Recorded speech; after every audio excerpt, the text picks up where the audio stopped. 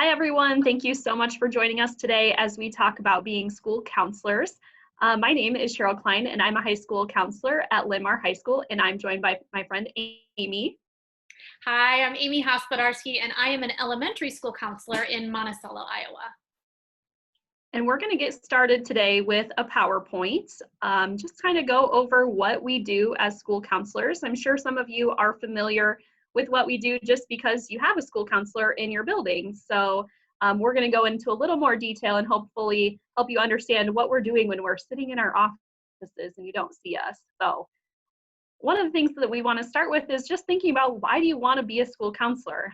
When I talk to students, we talk about why they want to be in a career. And so you might all have different reasons for wanting to be a school counselor. So here are just some that we've heard from other school counselors. They want to help people. That's a really important thing in our role and something that we do every single day. So I hope you want to help people. You want to make a positive impact. You want to make someone's life better. That's an important piece too.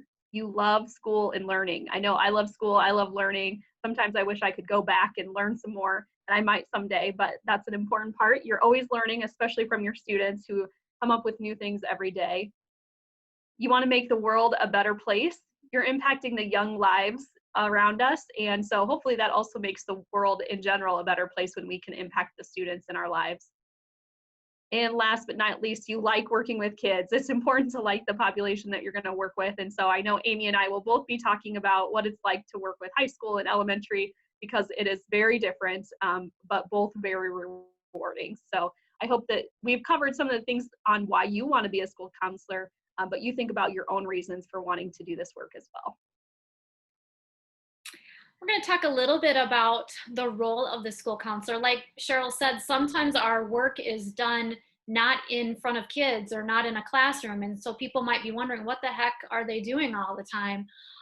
But if you were to look at kind of the mission of a school counselor, is to support students with their social, emotional, academic, and career development. That's the big picture of view of what we do.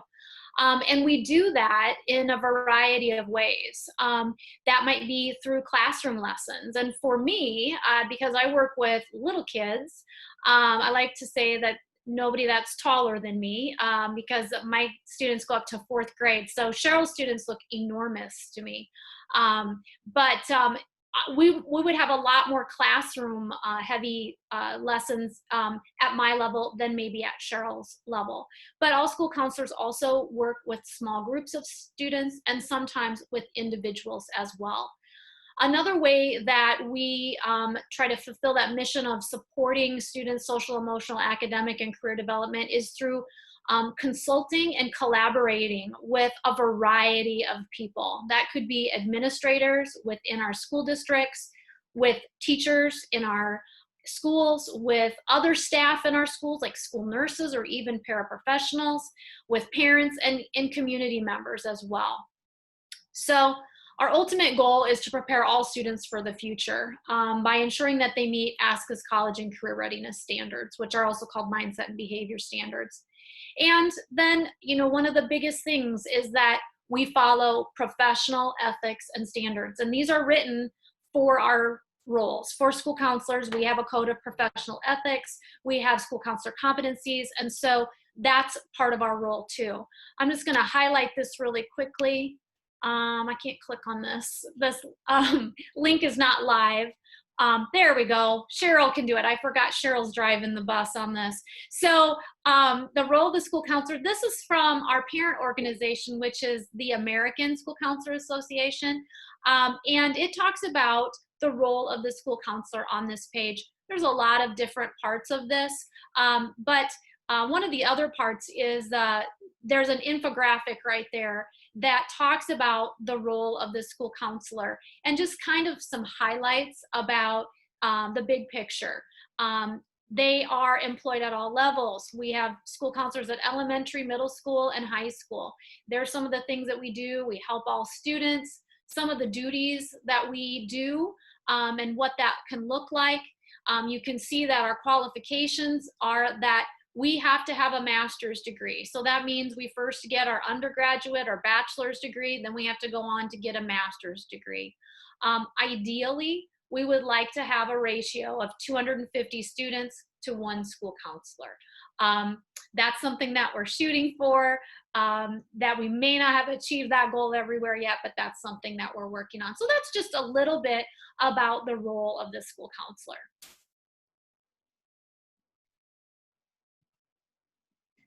Thanks, Amy. So you're probably wondering, Amy brought up our qualifications and what we have to do to become a school counselor. And so she mentioned our bachelor's degree, but most of you guys are in high school right now and are wondering, what do I do now to get ready if I want to work in really any educational field? And so I just put on the left-hand side there some of those classes that you might have in your building to help you get prepared to be a school counselor or an educator at any level. So you can see there, child development is really important, understanding parenting, your health and wellness, because mental health is a huge piece of what we do.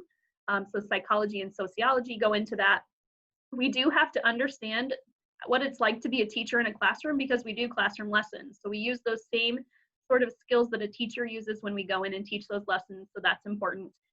And then behavior management. We work with students who sometimes are upset or angry and need help kind of calming themselves or getting themselves prepared to go back into the classroom. And so understanding how to de-escalate and support those students is really important too. Getting involved in any club or activity is going to prepare you for life after high school. And so I just listed a few that you might have. They're not necessarily directly related to school counseling, but will help you develop leadership skills, be able to talk in front of groups of people, which is important. And just learning about other people that maybe you wouldn't normally be with is really important as part of those clubs and activities. And then finally, some of you might have a job, and that's great. And it's also a great way to prepare for life after high school. Maybe in college you'll have a part-time job too. And so if you can volunteer or work with kids now, that's a great experience to learn about what their dynamics might be like, or just to learn about how to work and collaborate with parents. Because that is a huge piece of our role, and we want to help parents be the best they can be to support their students as well. So I also say that this is a service-oriented field. So you're going to be working with people on the front line every day. And so if you have some customer service skills like communication, being able to problem solve when things come up, learning how to regulate your own emotions when things get really stressful, working in a high demand career like retail, being a waitress or a server, waiter at a restaurant, those things will help you when you become a school counselor. So Sheryl and I are going to talk a little bit about how we each became a school counselor. And one point I'd like to make is these are just 2 ways. There's lots of ways.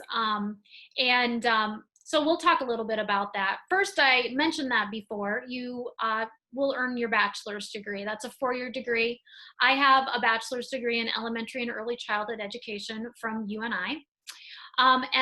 So first I became a teacher. I worked as a teacher for a while. I taught kindergarten actually in Cedar Rapids, and then I also taught 6th grade and 3rd grade for a time in Monticello, but decided that I really wanted to help students be successful and overcome some of the barriers that I saw them having in my classroom. So that's why I decided to go ahead and get my master's degree in school counseling. So I got my master's degree in school counseling from Drake University.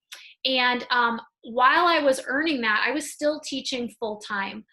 So I was doing that in the evenings and on the weekends. That's kind of how I completed that.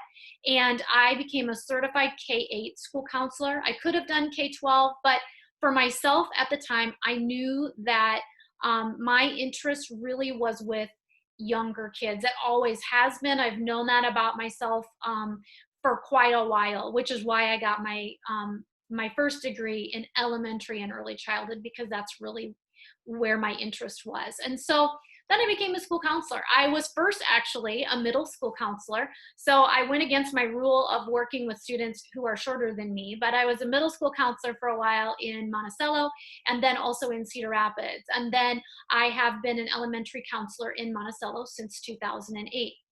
There are 5 graduate programs in Iowa. 2 of them are listed on this slide, Buena Vista University and Drake University. And Sheryl's going to talk about her role or how she got to being a school counselor and some of the other programs in the state as well. Yeah, thanks, Amy. My path is a little bit different than Amy's. I actually decided to go get my associate's degree first. So I have a lot of students who think about what college they're going to go to right after high school. And for me, I had a plan that changed, and I ended up at Marshalltown Community College and got my 2-year AA degree from Marshalltown. And that was just a liberal arts degree. And I took that and transferred to Mount Mercy, where I majored in psychology. During that time, I was exploring school counseling and deciding if that was something that I wanted to do. And so I was also taking some classes in the educational area. So I took special education courses, child development, intro to teaching, things like that to help prepare me in case I did want to be a school counselor. And by the time I graduated, I still wasn't quite sure. So I didn't go into my master's program right away.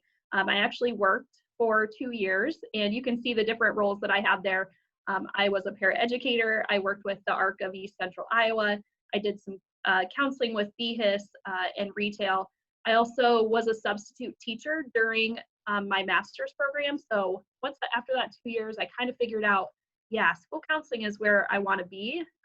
It's really hard to work with a specialized population like kids who are in foster care. They just come with a lot of things that are difficult to deal with, and I wanted to be able to work with all students. So I went back and got my master's degree from the University of Iowa. Similar to Drake, those classes are all in the evening. So if you are a teacher, you can go back to the University of Iowa and get your master's degree without having to quit your job. But I was working just in retail and worked as a substitute teacher to help me get through grad school. And my program allowed me to be certified as a K-12 counselor. So I had experiences during my master's program in elementary and in high school, and a middle school placement. So I was able to get that K-12 certification. And then once I became employed as a school counselor, I worked as a K-12 counselor, so all of the grade levels for a few years before I transferred here to Linn-Mar. So I've been here since 2015, and it's been great. So I just know that I really, really like high school kids, and sometimes elementary kids are a little tougher for me. So the other 3 programs that are listed there in Iowa are at Loras College. That's a new program that's just started a couple years ago. And then the University of Iowa and the University of Northern Iowa all have programs as well. So as we thought about being school counselors, we wanted to share with you a little bit about some of the things that we love about our job and some of the things that are a little more challenging about our job. We came up with this list, kind of like when we talked about why do you want to be a school counselor. One of the things that we love is being able to make a difference. As a school counselor, you have a chance to make a difference pretty much every day, and that's a great part about our job. I think we both like kids. Sheryl likes tall kids. I like short kids. So we both like to be around kids. We also enjoy helping students experience success and helping them get around some of those things that might be kind of tough and seeing them succeed in spite of those challenges. And then being an advocate. Part of being a school counselor is being a leader and being an advocate, stepping up and saying things for whatever, if it's for an individual or system or whatever that is, but speaking up on behalf of those who might not have a voice.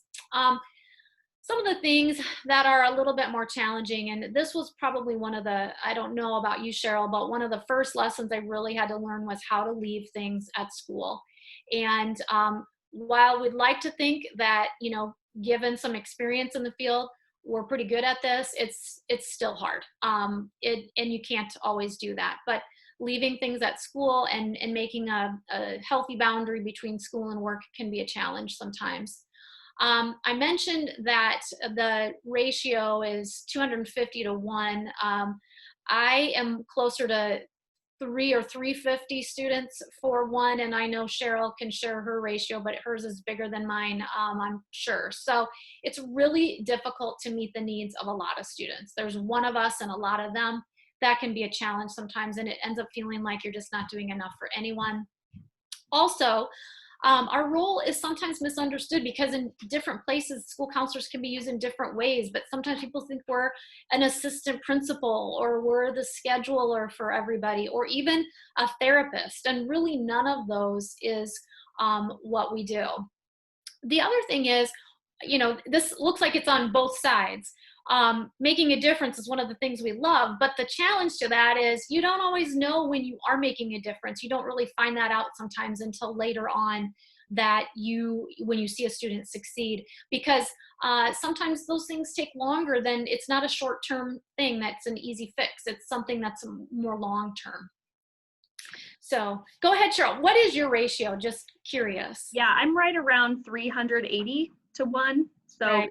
it fluctuates from year to year because I work with 9th and 10th graders. So it depends on how many students are coming up from the middle schools. But yeah, Right. I would say something that we didn't put here is not just being around kids, but that relationship that you have with kids, because students at every level they come with their own little personalities and fun, and they like to have fun at school too. So being able to be part of that fun and enjoying each other's time and company is great. And even though sometimes we carry their heavy burdens, those special relationships really carry us through every part of our job. And I think Aimee would agree. Yeah, that's a great point, Sheryl. Those relationships are so important and so special. So we're going to talk a little bit about a day in the life. And you'll see a little bit of a difference here, as I'm an elementary counselor and Cheryl's working in the high school. But you'll also see some places with overlap. And so I want to talk first about the graphic here. This is representative of how a day could go. And that was another big lesson for me, because I tend to be kind of a type A personality. I like a schedule. I like predictability.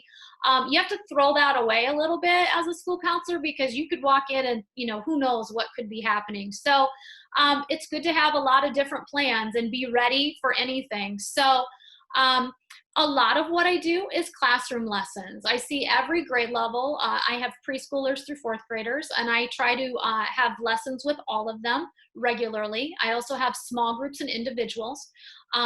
A typical day could also include a lot of communication and collaboration with parents, teachers, administrators, community. That could be emails or phone calls, or maybe even stopping by or getting with a teacher to talk about something. Sometimes there's crisis situations.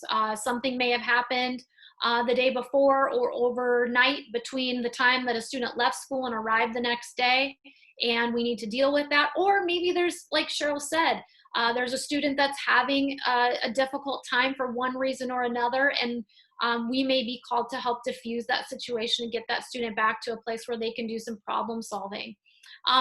There's also a lot of meetings, and that could be meetings at the district level, at the building level, with a team of teachers or staff, or even with parents.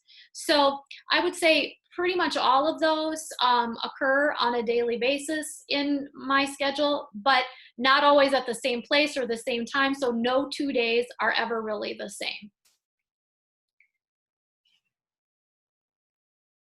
I also wanted to talk a little bit and Sheryl is going to do the same thing at her level, about what an elementary lesson could look like. So I just pulled out an elementary, this is a lesson with social skills development about being unique, how each of us are unique. And so on the next slide, you'll see, first of all, that we would talk about some vocabulary words. We would talk about properties. And this is a word, this lesson, by the way, is for kindergartners. These are 5 and 6-year-olds. So believe it or not, they actually do know that word properties, because it's something that they use in other curriculum that they have. So we connect that word, properties, and then we also talk about what it means to be unique. And so then the next thing that we do, and Cheryl's going to click through these here, but I share one at a time pictures of different dogs. And this is something that most kids like dogs. They really like that one, number 3 there. And then number 4 is actually the therapy dog that works with me. I do have a therapy dog that works at school. But we talk about each of these, and we compare them to each other. Some of them have floppy ears. Some of them have pointy ears. Some of them have brown eyes. Some are wearing a collar. Some are, what color are they? How long is their fur? All of that kind of stuff. Are they sitting? Are they standing? And they just love to describe all these. But then that leads us to a conversation about ourselves. And so even though this seems really, really basic, we are still meeting some of those standards that I referred to earlier. And so here's those Ask a Mindset and Behavior standards, also career and college readiness standards. The belief in development of the whole self. There's a lot of this is kind of standards jargon here, but you can see that these do touch on some of those things, and this is how it would look like meeting those standards at the kindergarten level. At the high school level, it would look different, but those are some of the things that this lesson would touch on. So that's just a quick example of what a kindergarten lesson on those social skills could look like. And I think Sheryl's going to talk a little bit about a day in the life at high school and what a lesson could look like there too. Yep, for sure.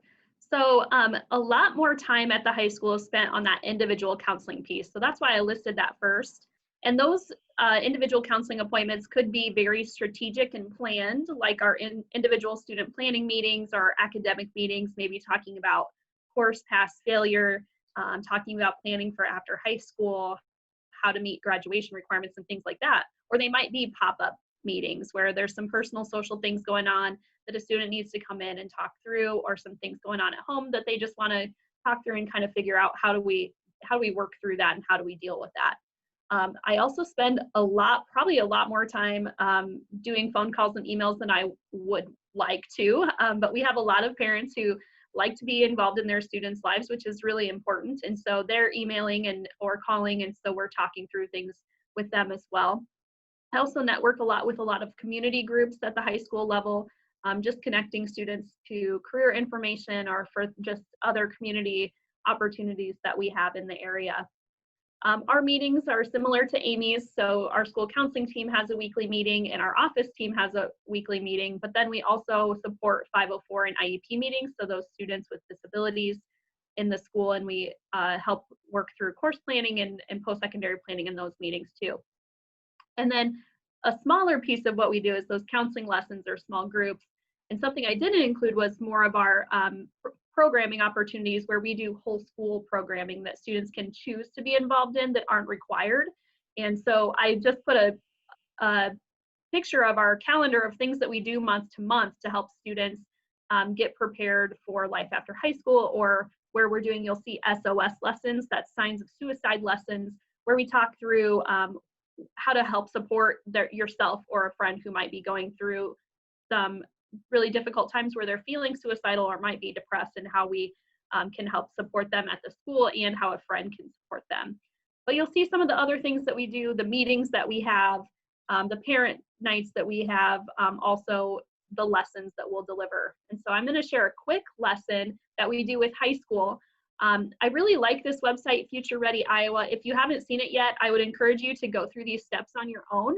You can just go to this website, futurereadyiowa.gov, and under high school students, if you click Explore Your Interests, you can actually do a quick interest survey that will connect you with careers that you're interested in. So you might have done something like this before with your school counselor.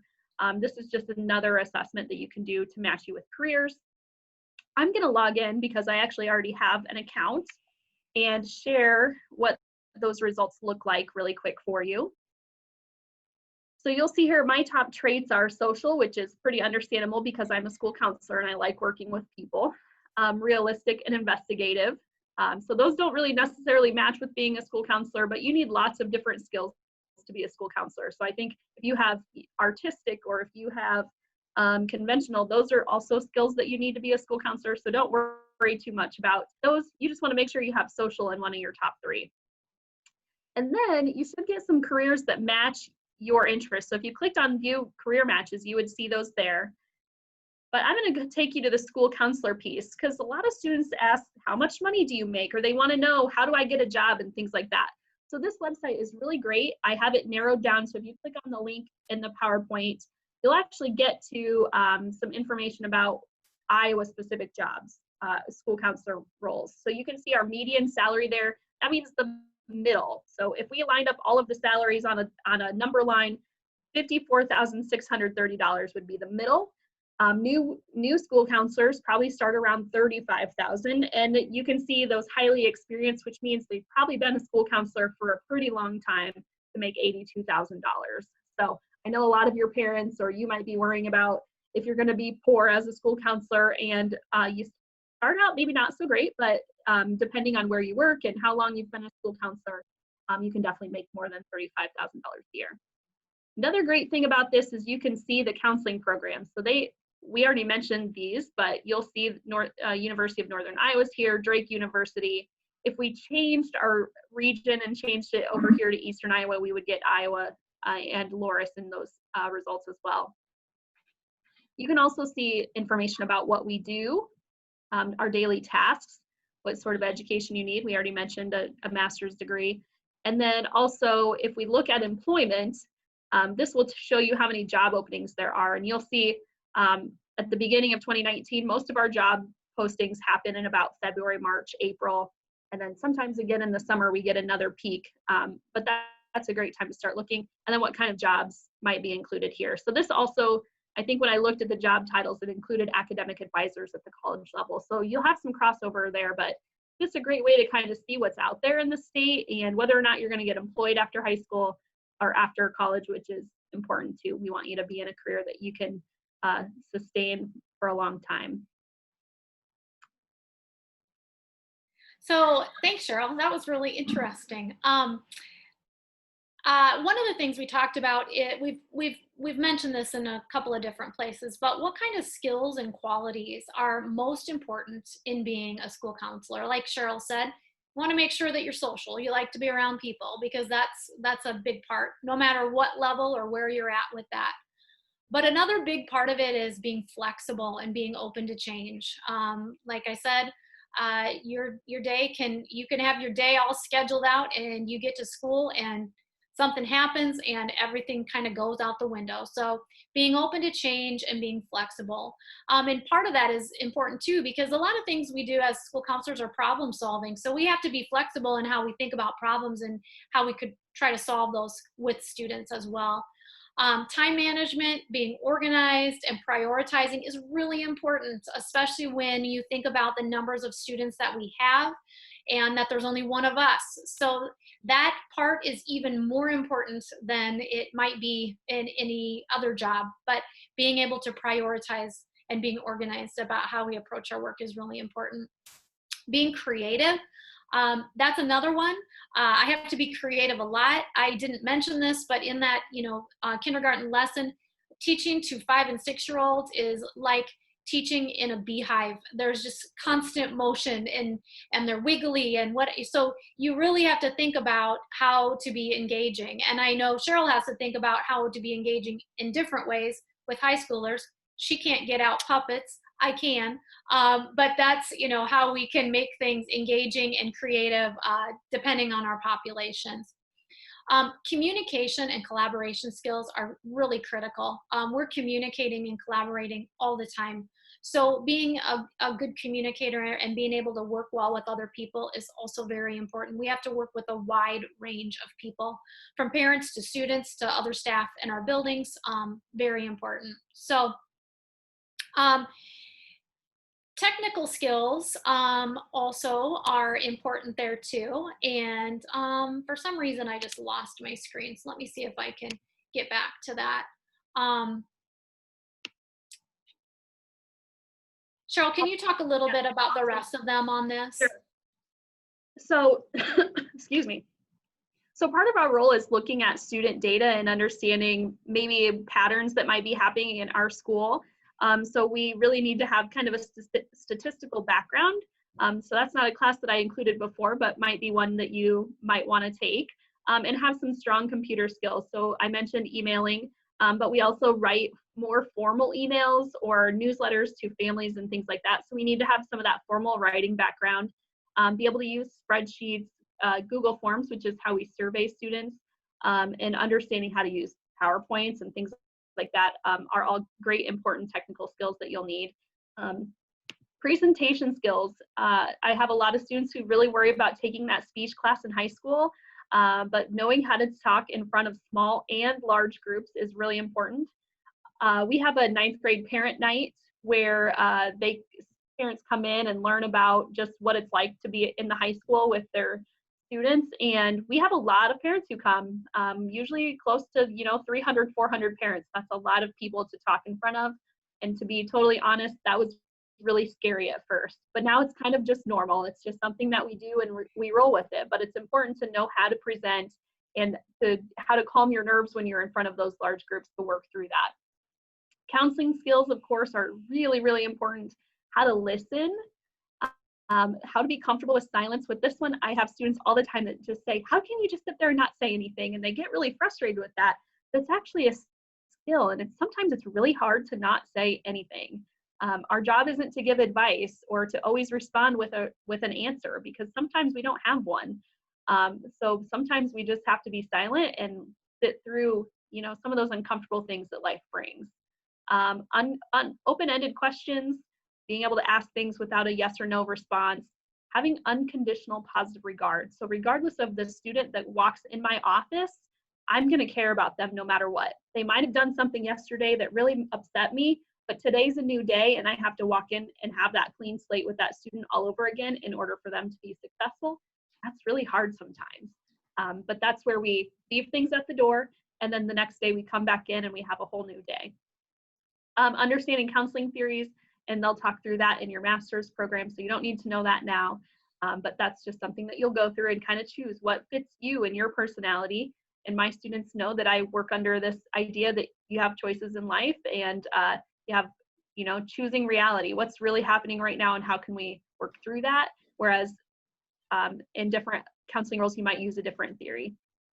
And then stress management is really, really important even now. I know students are really stressed, and I hear it every day from my high school students that they have a lot going on through clubs and homework. So if you can learn now what things you can do to manage your stress so you're not feeling overwhelmed or maybe feeling sick from being anxious or getting headaches from not sleeping enough, really important to develop those skills now that will carry you through college and a master's program and a career in life. So no matter what career you have, that stress management is really, really important to take care of yourself. Anything to add, Amy? No, I think that all is great, Sheryl. And I would just say that, we can't talk to students about how to manage stress if we don't practice what we preach. And so that part is really important. And I think overall with all of this, there's just a big part of just being professional, being accountable, and being someone that does what they say they're going to do, and has those values with other people that I work with. I think that's something that has served me well in my role as a school counselor. I would agree. I know I count on you a lot, so. And likewise. Amy and I work together a lot. So, if you have questions after today's presentation, we're really glad that you joined us. But we know sometimes we don't answer all of the questions that you might have.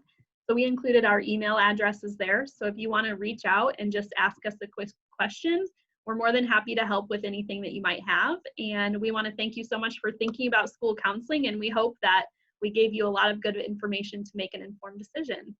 Right. Good luck with your investigation.